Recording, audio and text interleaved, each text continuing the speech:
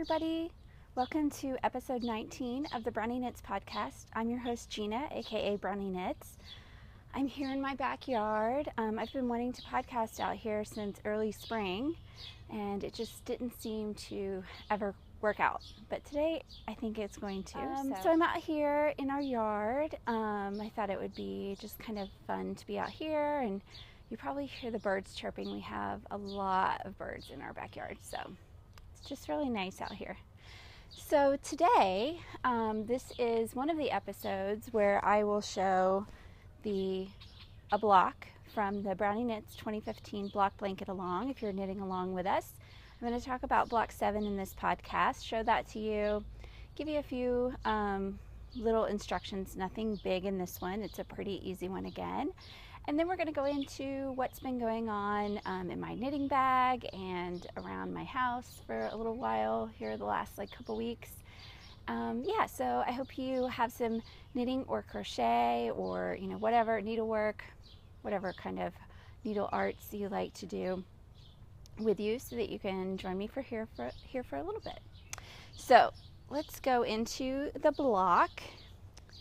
When I sat down to design the block for July for block 7, I thought about what July was like here for me and growing up. And here in the States, of course, we kick off July with our Independence Day, which is July 4th, of course. And you always, there are fireworks. As a little kid, I can remember going to the fireworks show every year with my mom and dad and my brother. And then I have a love-hate relationship with fireworks. Other than the 4th of July evening, I am pretty intolerable about them. But I do like to go see them on the 4th of July.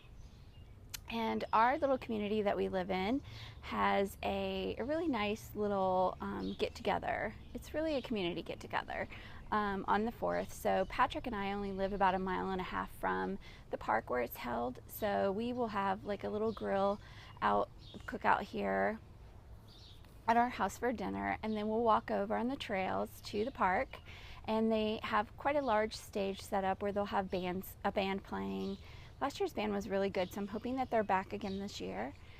And we'll get an elephant ear and a lemon shake up and lay out our little blanket and watch the fireworks when the sun goes down. And then we walk home in the dark on the trail, which you're not supposed to be doing, but it's kind of fun because it's a little bit between it feels like you're in a scary movie / action movie, because it's pitch black on a portion of the trail, and people are setting off their personal fireworks, and then dogs are howling.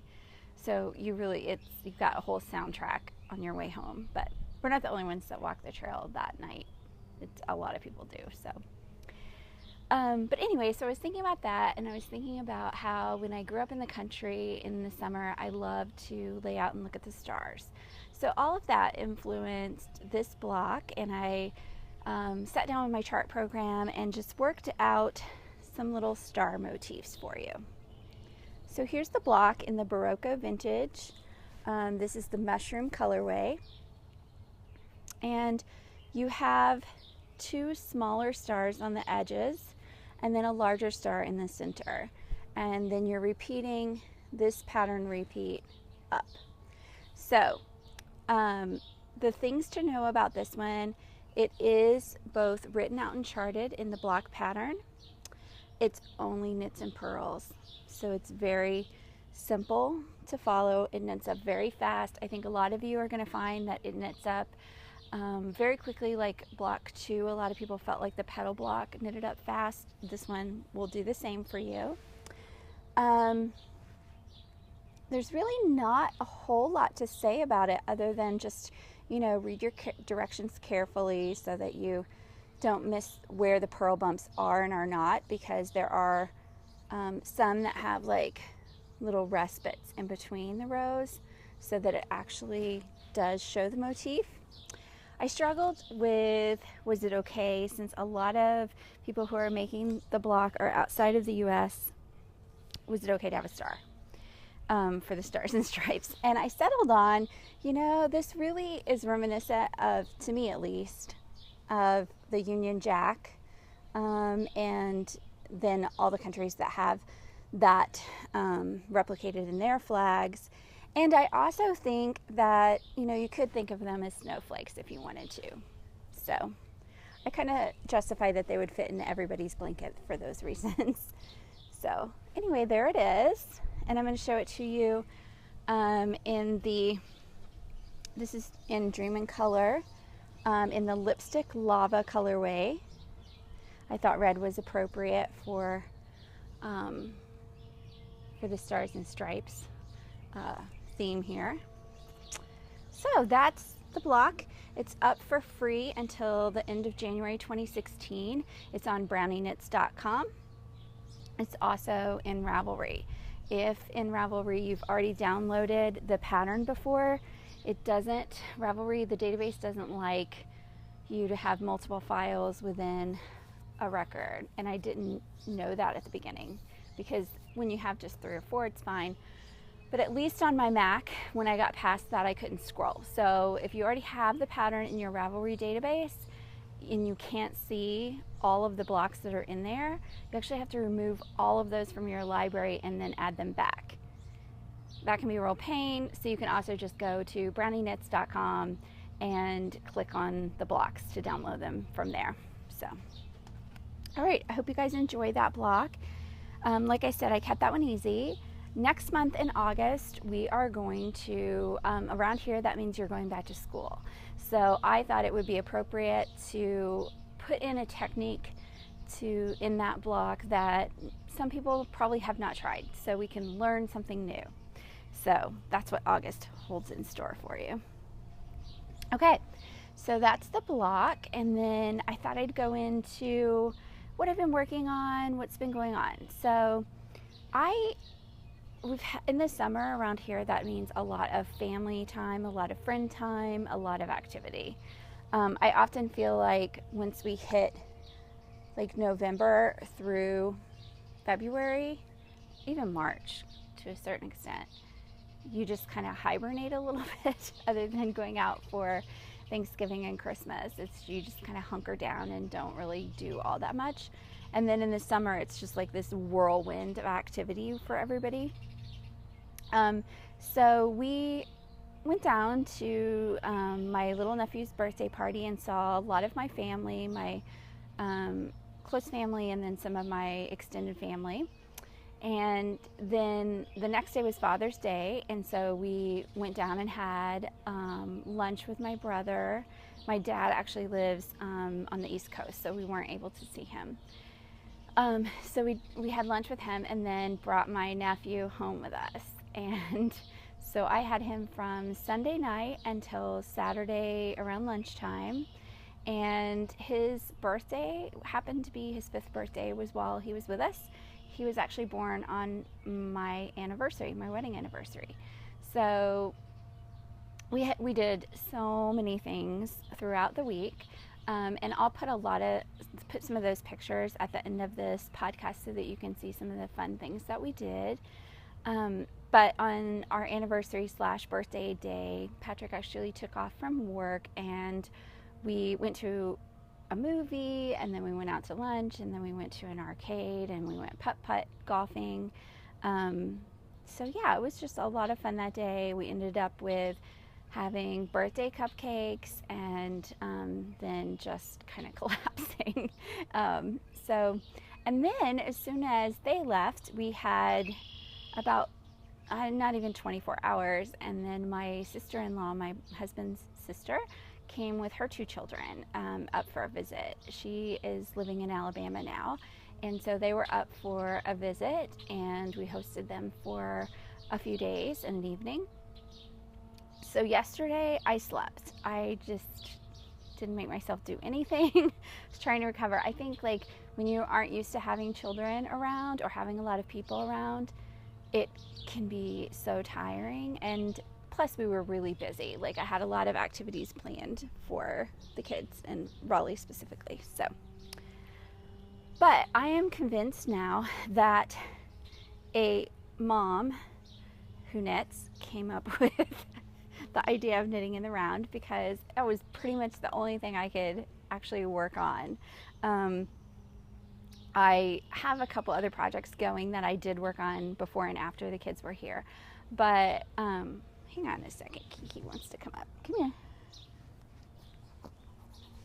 But before and after they were here, before and after they were here, I worked on projects. But while Raleigh was here, I decided that I would pull out the 2 skeins of crazy yarn that Carol got me for my birthday.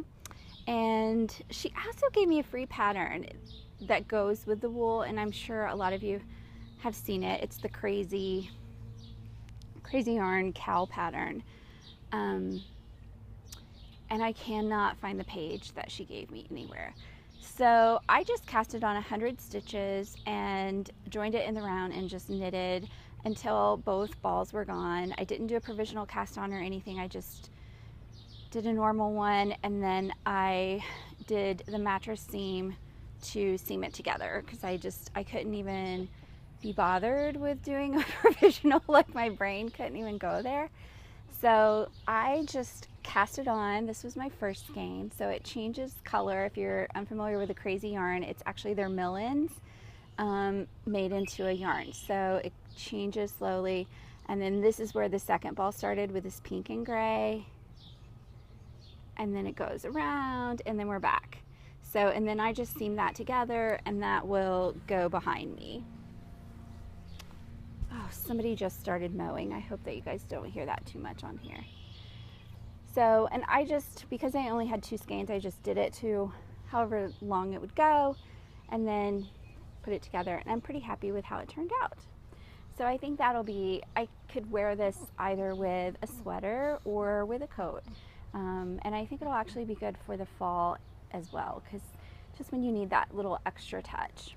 So that was actually one thing that I got the whole thing done while he was here, and it was nice, so nice to have that like mindless knitting to do.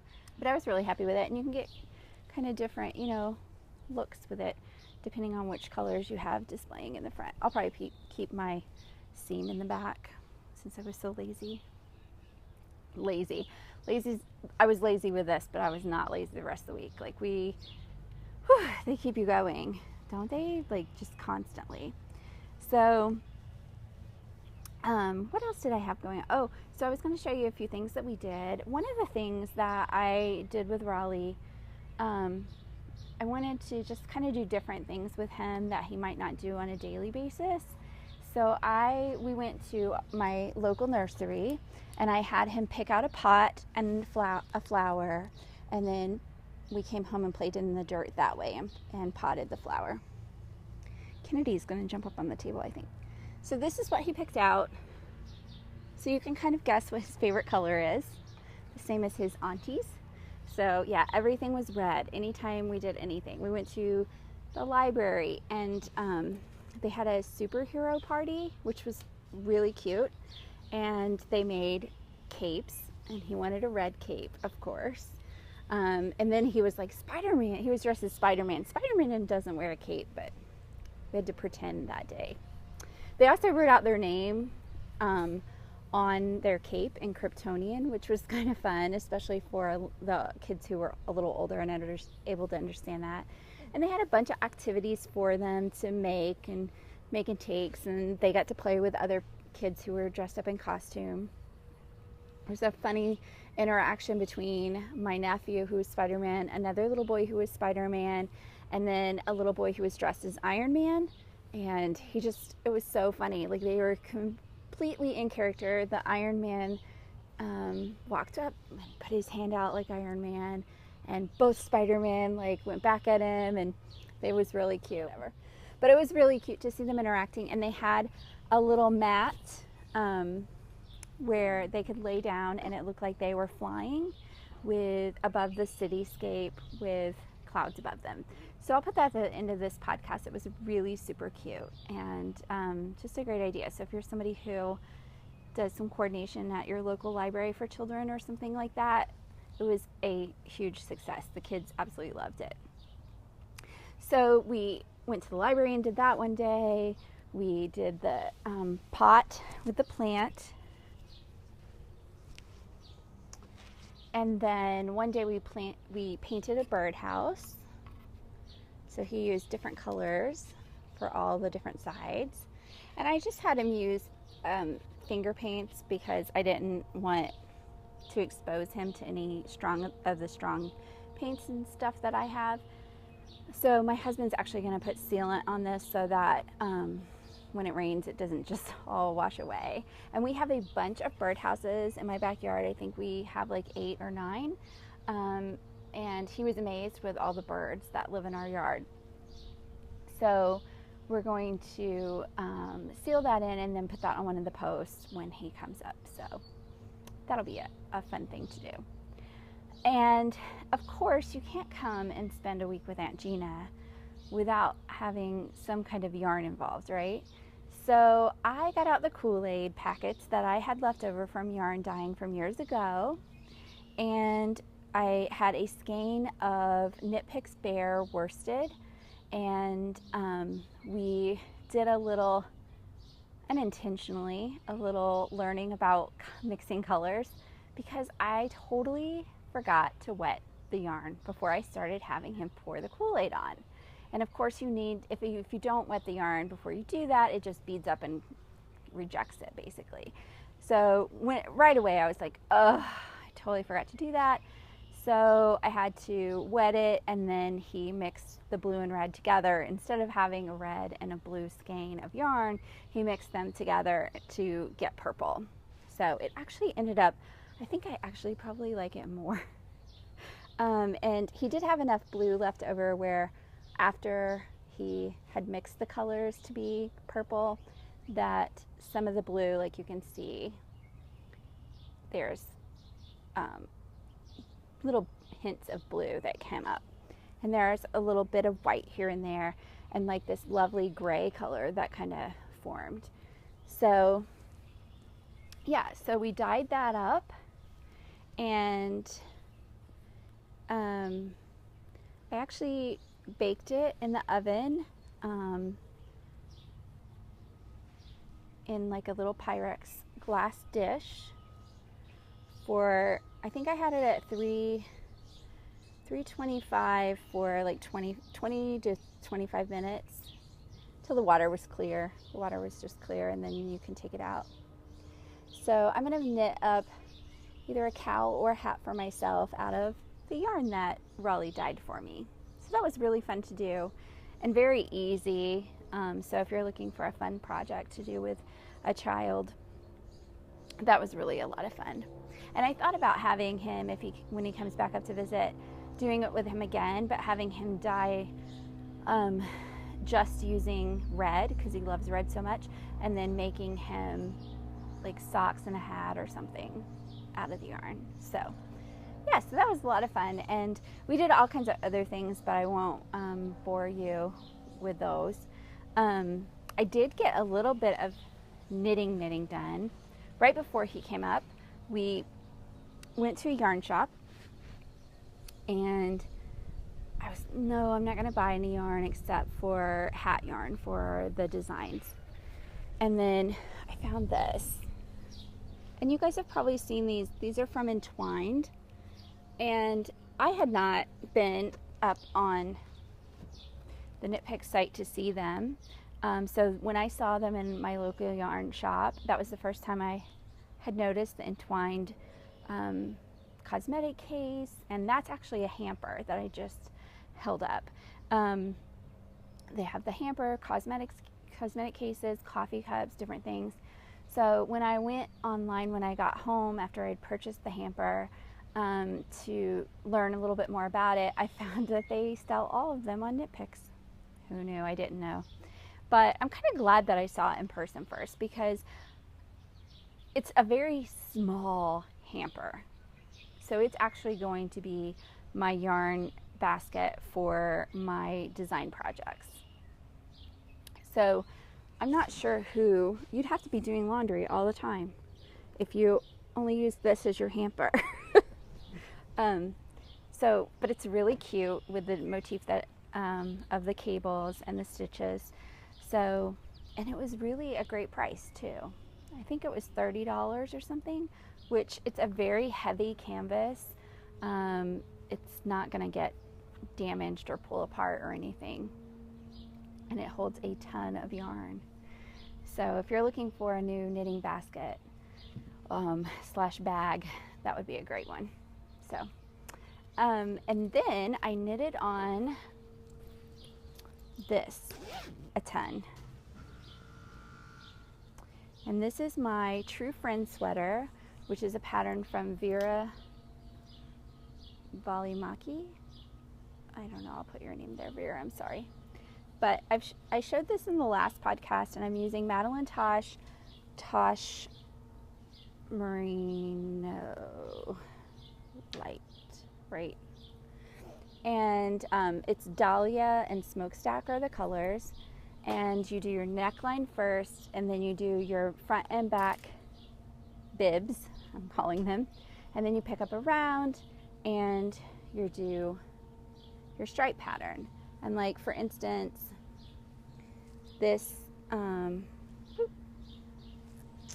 this little portion where you see the decreased lines, those are what will sit here for my sleeve. So it's like the top of my shoulder. And then you're increasing, I don't want to, it is a paid for pattern, so I don't want to give too much away, but you do increase like every other row you're increasing, so it gradually builds out. And I am exactly halfway done with my stripes. So I have the rest of my stripes to go, and then you seam up the sides and put on the sleeves are, I think they're either like half sleeves or 3/4 sleeves. They're not full sleeves. Although you can adjust that, you know, whatever. But I'm very excited to have so much of this done, and it's been such a fun pattern to knit and great yarn to use, of course, with Madelinetosh. So it makes me want to, I have a couple other sweaters in my queue that I want to cast on. I think both of them actually might be from Joji Locatelli. I don't know how you say her last name. I always said Locatelli or Locatelli, and then the other day somebody said something different. I can't remember what they said. So, but you know who we're talking about. She's so talented. And I have a couple of her, like I have her Japanese sleeves sweater pattern in my queue, and one other one, and I can't remember the name of it. But I think both of them are on sock weight yarn too.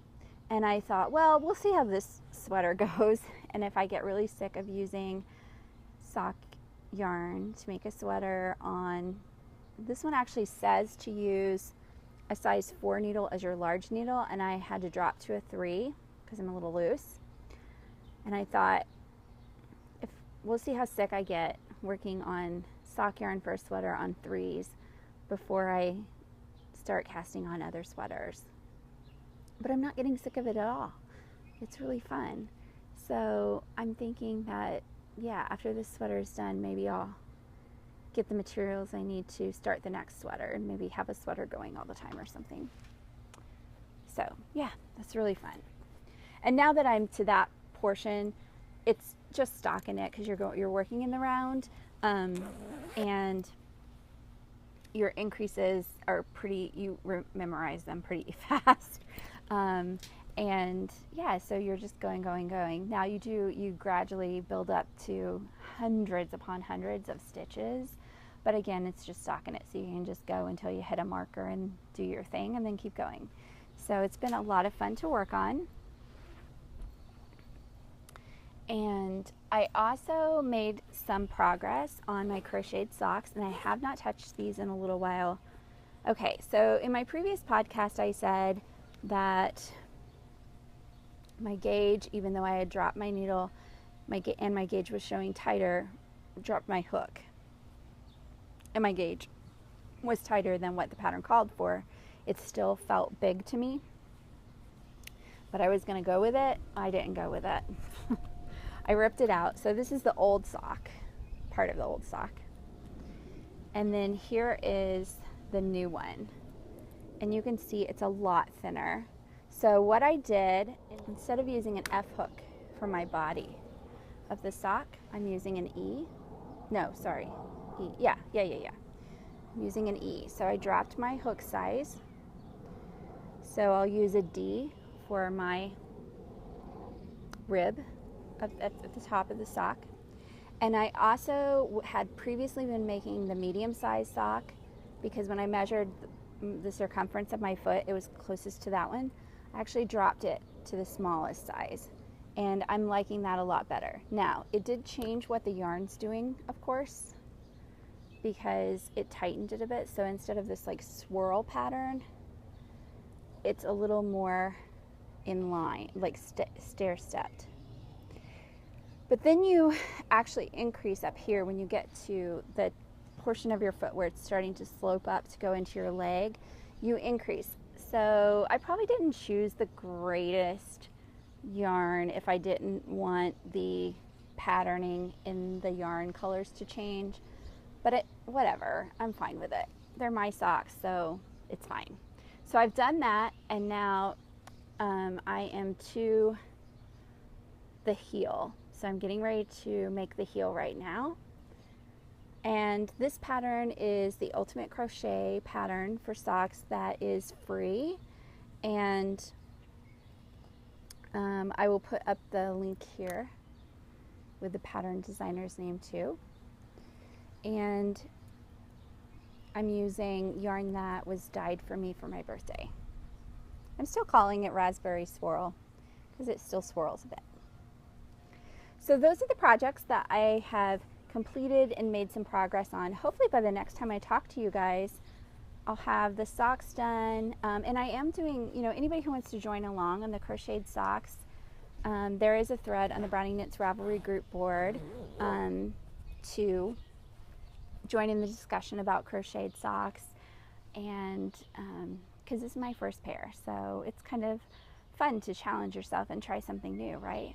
So hopefully by the time I talk to you guys in August, I'll have that pair of socks done, and I'm not going to commit to having my sweater done because I have a lot of work knitting to do, but I would really like to have at least the rest of the body done.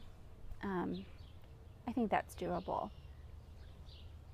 I don't know, you're increasing stitches every other round, so there might be a point where I get to saying, no, it's not doable after, you know, I've added hundreds of stitches more than what's on there. But I'm hoping that those are done so that I can start some new projects too, right? I had a few other things I wanted to show you guys before I answer some questions from people who have posted on the group board. For our anniversary, we're big on supporting small artists and local artists, and I found this on Etsy. So it's not a local artist, but I found on Etsy a guy who made anniversary signs, and he means them for your 10th year anniversary, which is 10, and ours this year was our 14, which is ivory. And I don't know, I didn't feel right about ivory.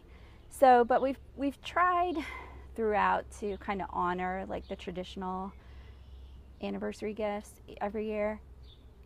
And so I found this artist who puts together these signs with license plates from different states in the US, and then mounts them on wooden boards that he paints. She paints. It might be a group, a guy and a girl, or it might be a girl. I feel really bad. Anyway, I'll put their names along here so that you can check them out. Very, very reasonably priced, and this was a custom order. So here is our anniversary plaque for 14 years. And I had him use ivory paint on the wood, and then it's in the day that we got married. And, you know, in the US we do month, day, year. And he or she, I really should have looked that up, I apologize. They, we'll say they, even let you say if there are certain states that you want represented. And so I had New Hampshire represented because we got engaged in New Hampshire, and Indiana, since that's, you know, where we met and live currently. So the rest of the states were kind of random, but I really like how he or she, they pieced it together. It looks like a little mountain range and stuff. So yeah, I thought that was fun. So I wanted to show you guys in case you were looking for something. And it was very, very, very reasonably priced. And then I have a lot of people who are talented in my family and my friends. And I got this card for our anniversary in the mail, and I thought I would share it. So Aunt Dory sent this card to me that she made, and she always makes me the most beautiful cards, and I put them in my journal. And she does all the, you know, hand stamping and everything herself. So just like I have my guest room / yarn room, she has a stamping room. So I just thought that was beautiful. My Aunt Dory stood up in my wedding party with me. She was one of my attendants. And then before I answer questions from the podcast, Ask a Podcaster thread, I wanted to remind you guys the next podcast, episode 20, will be where I draw for the mystery giveaway. And that is a copy of See Also Murder by Larry D. Swayze and this blood red fingering weight sock yarn from Plymouth. It's Plymouth Happy Feet. So you get 4 skeins of that. So that's enough to make a shawl or make like a couple pairs of socks and read a summer book. Great. And that's a really interesting thread. All you have to do, it's the mystery thread within the Brownie Knits Ravelry group board. Go up and answer, you know, what your favorite mystery is. And in the very first posting, I gave you the questions.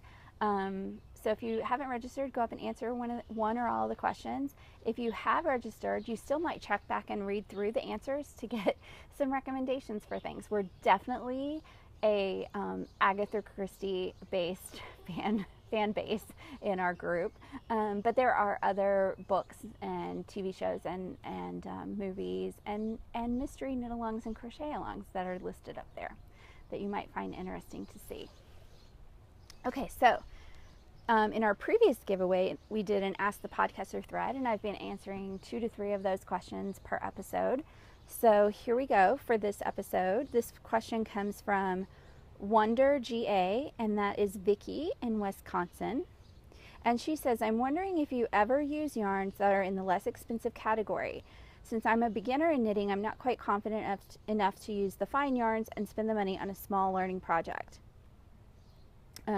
What inexpensive yarns might be the best? So yeah, yarn can get quite pricey, and it doesn't have to.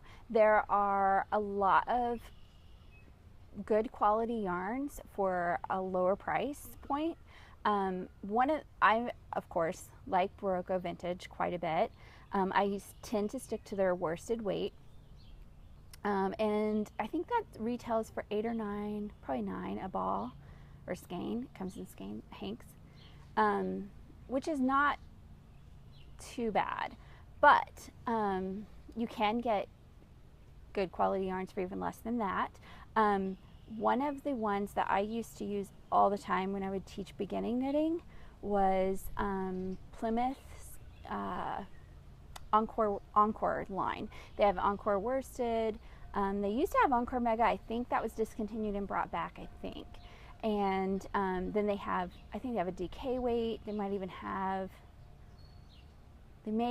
like a sport and other weights. But I always use the Plymouth Encore worsted to teach beginning knitting and beginning crochet. And it's an acrylic blend. I think it has a little bit of wool in it, like 25% maybe. And it is machine washable, and it's a good beginner project yarn. So you might give that a try. And at the time, I think it was retailing for just around $5 a ball at the time. And I'm not sure, I haven't looked at the price point for it for a while, but it's probably not too far from that. And that was great for hats and scarves, but also for blankets, especially like little kid blankets, or even if you were making a large Afghan. It was a really great price and well performing for washable yarn. So you might give that a look. And then I also find Knit Picks to be pretty good quality for the price that you're paying. And if you happen to be outside of the US and you can get your hand on some Stylecraft yarn, I recently did get my hand on some and had it shipped over, which if you're in the US and you want to try Style Craft, the shipping was not that bad from Wool Warehouse, so you might give that a shot. But it's an excellent price point for the quality of yarn that you're getting, and the range in colors is just tremendous. So you might give that a whirl as well. Our second question comes from NirvanaKnits, and that is Lori in Ontario, Canada. And Lori asks, do your work friends or family know that you podcast, and do they follow you? So they do. A lot of them do, yes, because I share it on my personal Facebook page, or a lot of them have liked Brownie Knits on Facebook or follow my Instagram account, and I always put a picture up there when I have a new podcast out. So people that I did not anticipate watching the podcast have tuned in. And from a family standpoint, I know that I think a couple of my sister-in-laws have watched a few episodes, and I know my mother-in-law watches some of the episodes. Beyond that, I think they know that I podcast, but they think, it's part of my crazy obsession with knitting and crocheting. And then in terms of work friends, a lot of the people from the publishing house have mentioned that they watch, which I did not anticipate that at all. And they're not knitters, they're not crocheters. So I think they just like to watch and catch up and see what's going on. And all of the people that I worked with in publishing have a passion for something in their life, a lot of them for reading or writing. And so they kind of get that, even if they're not knitters and crocheters. And I think they enjoy hearing other people talk about their passion. So yeah, it's kind of fun knowing that I'm still connecting with them through the podcast. So, and then the last question for today is khgKnits, and that is Katie from Virginia Beach, Virginia. And she says, you have shown us your watercolor items, which were lovely. Do you have other hobbies than knitting, crocheting, watercolor, and sewing? Well, first of all, thank you for saying that about my watercolor items. I don't always feel like they are public worthy.